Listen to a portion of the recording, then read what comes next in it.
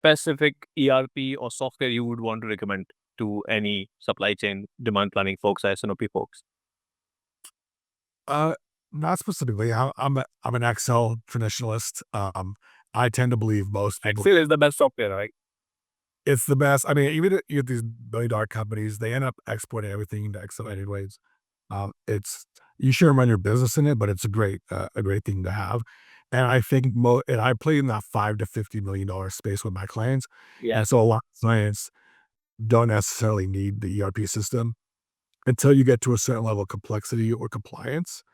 Um, but in my opinion, I think they're all pretty much the same. They all do something really good, and there's something they do okay. And um, so yeah, I think most systems are fine. It just depends on, do you have someone internally? The fuse is the biggest issue.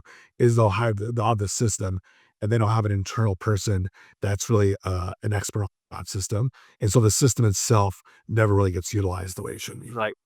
No, so I want to pick your brain. So I have co-founded a company called PlanPlex, right? Is a AI native demand planning, supply planning, also end-to-end planning software. Now, we started with the thesis, oh, let's focus on SMBs, anything between 10 billion to 100 billion because they're focused on Excel, right? Great. That was the thesis.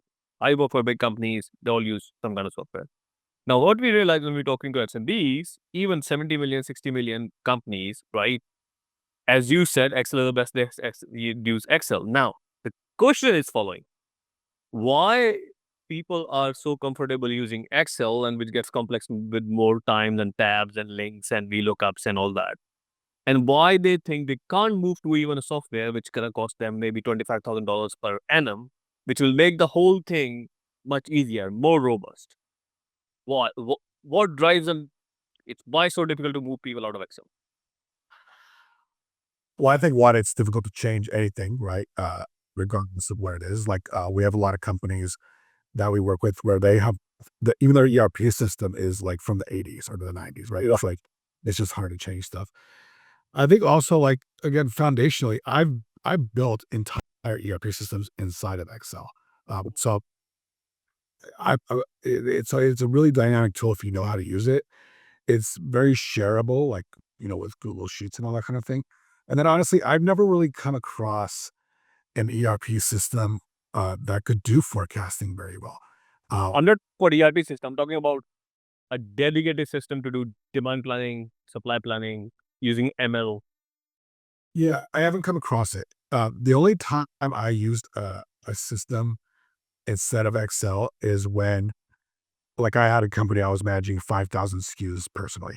So just because the sheer volume of it would make my Excel crash, I would use the system. But that even then, my A SKUs and my B SKUs, I would always pull out of the system and do it manually. Just also because I think most people, if you're going to use a statistical software, you have to understand statistics to a point where you could explain it to your boss. There's not current using it. Yes and no. Because the thing is, I should give you. I think we should give you a demo of PlanPlex, right? Because the forecasting algorithms are pre-built right now, right? They're profit. There's the statistical forecasting method, exponential smoothing. If you go to basic, moving average, whatever. Now, these software using machine learning are so smart that machine learning algorithm can look at the demand pattern and then can realize that which forecasting algorithm, which we have 600 of them, are good enough, because one formula doesn't apply to all SKUs, in my view. Even in the same business, because they have different demand patterns and seasonalities and all that, right? So software is much smarter, better, quicker. In doing that, you don't have to really understand the logic. What you need to understand is, based on the input which you have given, which is your demand history, order history, what forecast is coming out, it making sense or not, or can you trust it? Yeah, but I think this goes back to what I was talking about, the ownership part, right? When you're in a meeting with people who don't speak statistics, Yeah. you have to explain where you got the number from. And this is why I don't think AI will ever really take over a bunch of jobs. Because at some point, some ask you, how do you come up with this number? And you're not going to say, this is what the system told me. You have to be able to explain it at some level. I got my master's in econometrics. So statistical, and I remember when I graduated in college, I was so excited to use it. I was running regression analysis. I was doing, and then I tried to explain to the CEO, who's just the founder. He was annoying. I couldn't explain myself. But so then it comes down to the outcome, right? So making sense to that gentleman, he wouldn't give a monkey's regression or not. Same software. Same goes to software. As long as the outcome makes sense and the software is producing a more reliable forecast, then it doesn't matter what the logic was, right? Absolutely, and that becomes more of a tool to support the demand planner Yeah. than replacing it.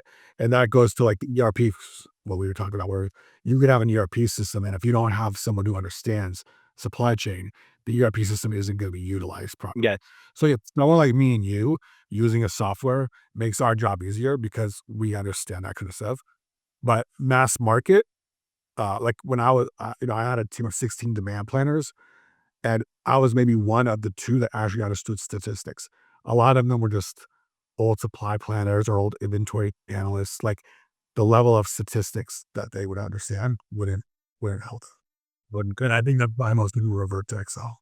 That's correct. Anyway, great conversation. That's why Excel is still the best software since 70 something, and still happen to do a good job.